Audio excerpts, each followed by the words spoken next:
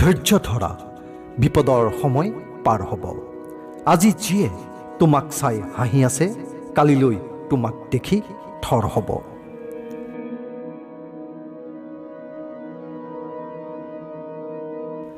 তোমাৰ চৰিত্ৰ যদি ভাল হয়, তোমাৰ ভাগ্য কেতিয়াও বেয়া নহয়।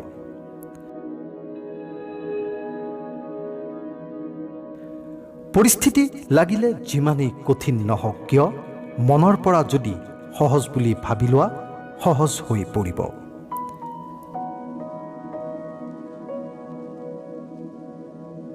যিমানেই কঠিন সংঘৰ্ষ হয়, সিমানেই মধুময় বিজয় হয়।